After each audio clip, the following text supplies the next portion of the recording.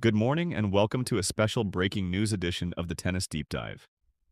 I am your host, and today the ground beneath the world of professional tennis has not just shifted, is cracked wide open. We are coming to you live with a story that is currently sending shockwaves from the skyscrapers of Dubai all the way to the tennis meads of Florida and the bustling streets of Manila. If you are just joining us, put down the coffee, pause your notifications, and listen very closely. The hierarchy of the WTA Tour has been challenged in a way few predicted, and certainly in a way that the United States tennis establishment was not prepared for today. We are talking about the Dubai Duty-Free Tennis Championships, a WTA 1000 event, the playground of the elite, the tournament where the desert heat usually separates the great from the good. Tonight, under the floodlights of the Aviation Club Tennis Center, we witnessed a collision that was supposed to be routine. It was supposed to be a stepping stone. On one side of the net, you had the American Titan, the Grand Slam champion, the undisputed powerhouse currently sitting at world number 5. Coco Gauff, a player whose athleticism is the gold standard, a player who carries the hopes of American tennis on her shoulders every time she laces up her shoes. On the other side, the challenger, the 20-year-old left-hander from the Philippines, the rising star who's been quietly, methodically carving her path into the top 40, Alexandra Eala. The headline is simple, but the implications are complex. Coco Gauff has fallen. You heard me correctly. The world number 5 has been knocked out of the Dubai Duty-Free Tennis Championships in a match that can only be described as a tactical masterclass and a psychological siege. This is not just a loss for golf, it is a seismic shock to the American tennis narrative this season. The final scoreline tells a story of grit, belief, and absolute fearlessness in the underdog. But the feeling in the stadium tells a different story. One, a changing guard. For the United States, this is a wake-up call. The whole USA shocked isn't just clickbait. It is a genuine sentiment rippling to the tennis community right now. Golf was a heavy favorite. She was the wall that was not supposed to break. But today, she didn't just face a player, she faced a nation's pride. Alexandra Eala didn't just play tennis, she dismantled a reputation. In the next hour, we're going to tear this match apart. Point by point, set by set, we are going to look at the forehand that silenced the American box. We are going to analyze the mental fortitude of a young Filipina star who stared down one of the most intimidating athletes in the world and didn't blink. We will discuss what this means for Gauff's ranking, her confidence, and her season. And we will ask the big question, is Alexandra Eala the new giant killer of the WDA? Buckle up. The Desert Storm has arrived, and its name is Alexandra. Let's dive in. Let's take a breath and set the stage properly. To understand the magnitude of what happened in Dubai today, you have to understand the context. You have to understand where these two women were standing before they walked onto that purple hardcourt. Let's start with a favorite. Let's start with Coco Gauff. Coming into February 2026, Gauff has been fighting a very specific kind of battle. Being world number 5 is a dangerous place. You are elite. Yes, you are contender for every trophy you look at, but you are also the hunted. Gauff has spent the last few years solidifying her serve, tweaking her forehand mechanics and relying on that world-ass movement that makes the court feel small for her opponents. She arrived in Dubai with mission to gather points to assert dominance and prepare for the Sunshine Double in the US. In the American media, this match was penciled in as a routine win. It's the kind of match you watch with one eye while checking emails. It's the round of 32 or round of 16 hurdle that a top 5 player is simply expected to clear. And that expectation is a heavy weight. It's a weight that sits in the legs and the mind. Then look at Alexandra Eala. The narrative around Eala has been shifting rapidly. If you were watching her in 2024 or 2025, you saw the potential. You saw the rough and the Doll Academy pedigree. You saw the lefty spin that reminds people the great. But in 2026, we are seeing something different. We are seeing steel. Breaking into the top 40 was the warning shot. It was her telling the tour, I am not just a prospect anymore. I am a problem. Dubai is a fast court. The conditions can be tricky. The wind swirls around that stadium. It favors a brave, but it punishes a reckless. The match began exactly how the odds makers predicted. Gauff came out firing. If you look at the stats from the first 3 games, Gauff's first serve percentage was hovering around 78%. She was hitting her spots. She was pushing Eala behind the baseline. The American's backhand, that lethal two-handed weapon, was cross-court drilling, opening up angles that Eala struggled to cover. Eala looked nervous. Let's be honest, when you walk out to face a Grand Slam champion, the air is thinner. Her unforced error count in the first 20 minutes was high. She was mistiming the return. The ball was popping off Gauff's racket with a heaviness that Eala had to adjust to. Gauff took the first break of serve at 2-1. Then she consolidated to 3-1. At this point, the text messages will probably fly around the U.S. tennis groups. Coco looks solid.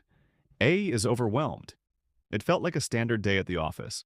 Gauff was moving well, sliding snorts into her shots and using a high ball to neutralize Eala's lefty forehand.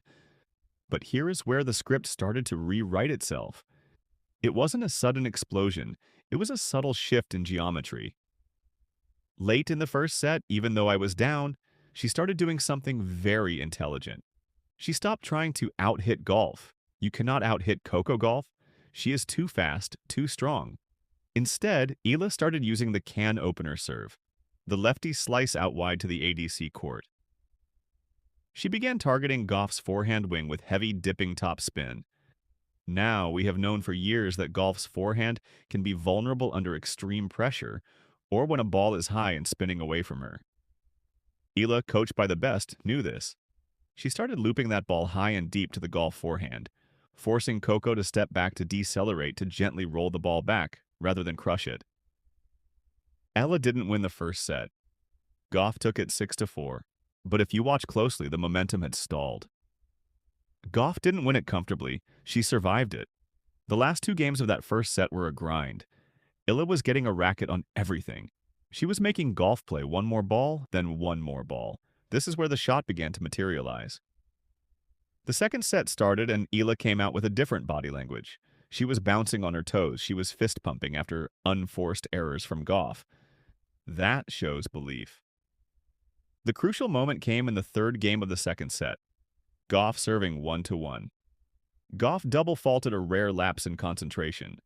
Then Eala stepped inside the baseline on a second serve and crushed a forehand down the line. A winner clean. The stadium murmured, "That wasn't defensive shot. That was an assertion of power." Eala broke serve. 2-1. Suddenly the pressure flipped.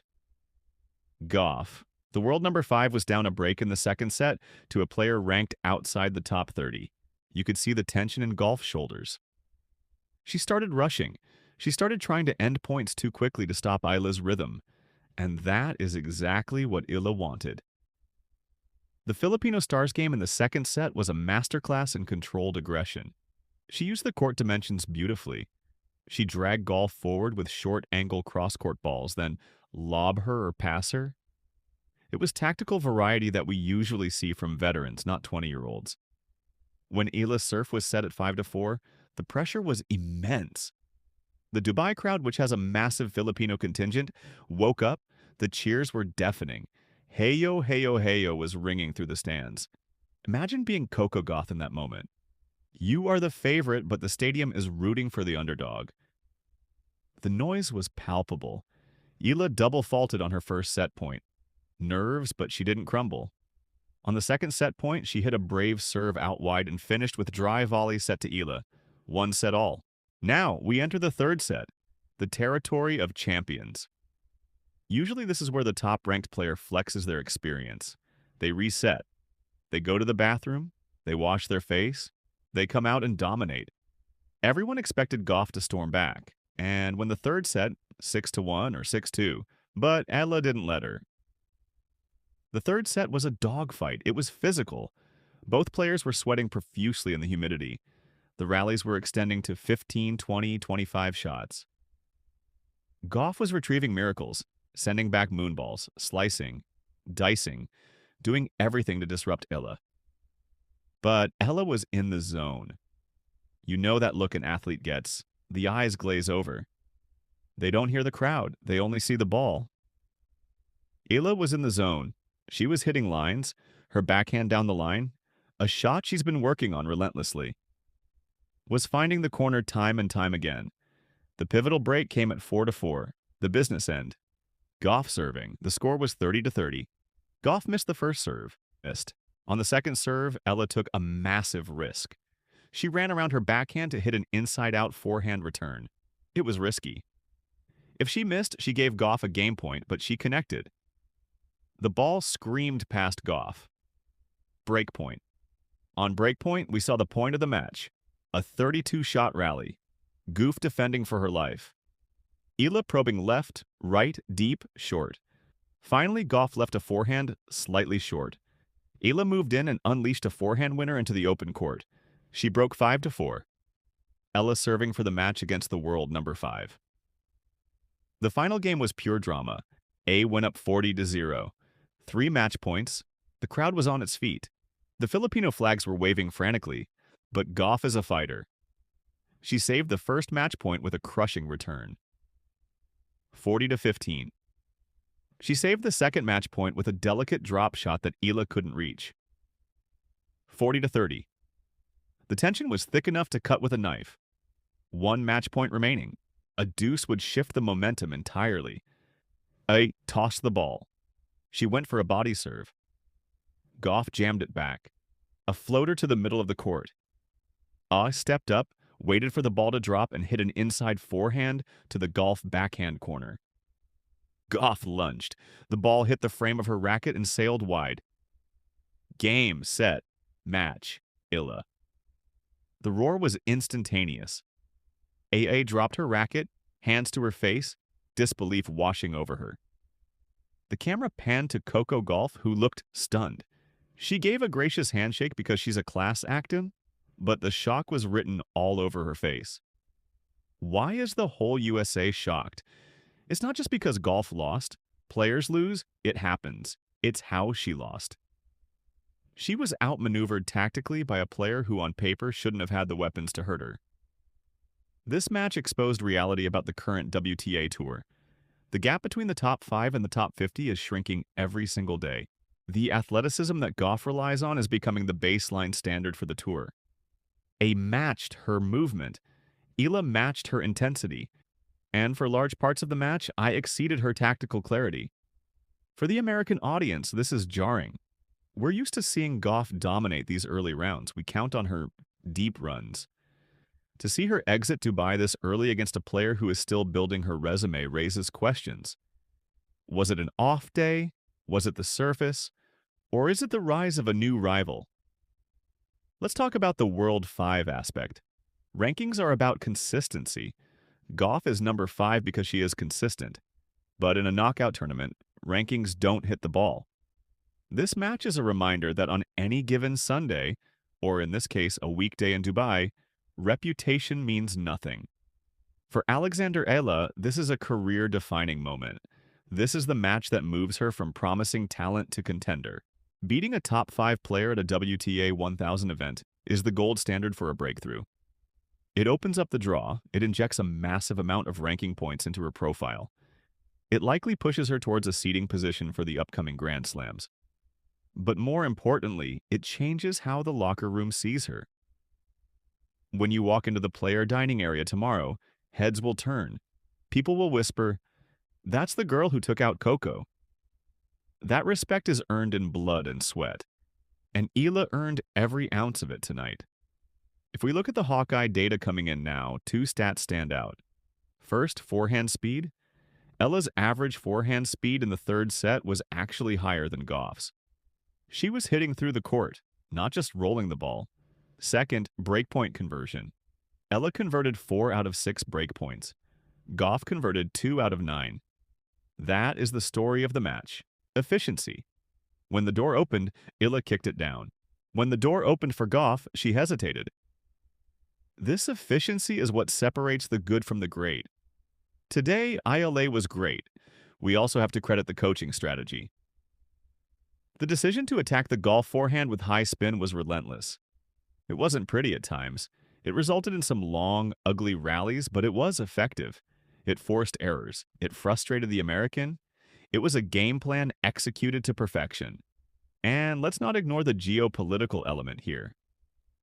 The Philippines has been waiting for a tennis superstar. They have had great athletes in boxing, in billiards, in basketball, but tennis, this is rare air.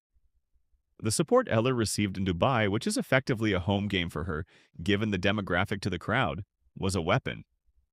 Gauff was fighting the player and the environment. So where do we go from here? For Gauff, it's back to the practice court. She needs to analyze why she couldn't close out the second set.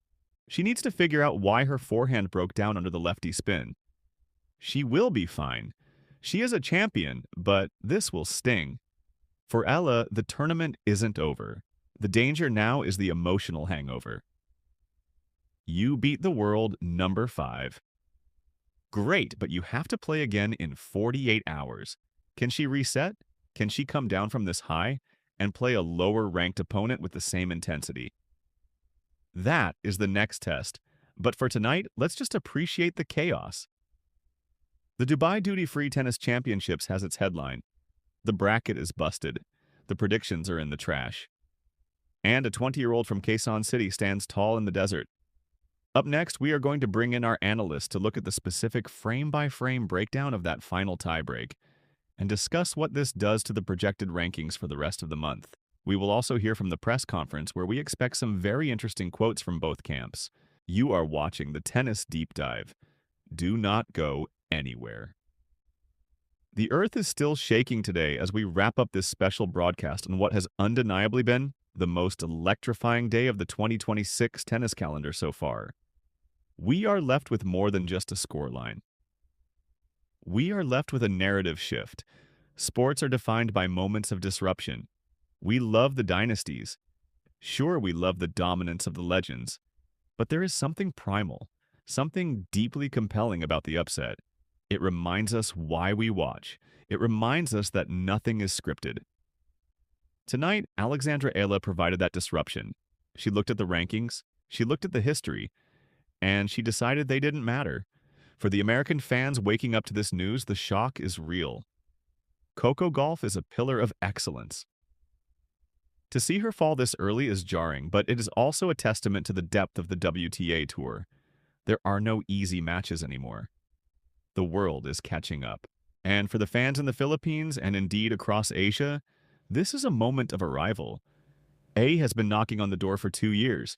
Tonight, she didn't just knock, she kicked it off the hinges. The Dubai Duty-Free Tennis Championships continues. The draw has opened up. New pathways to the final have emerged.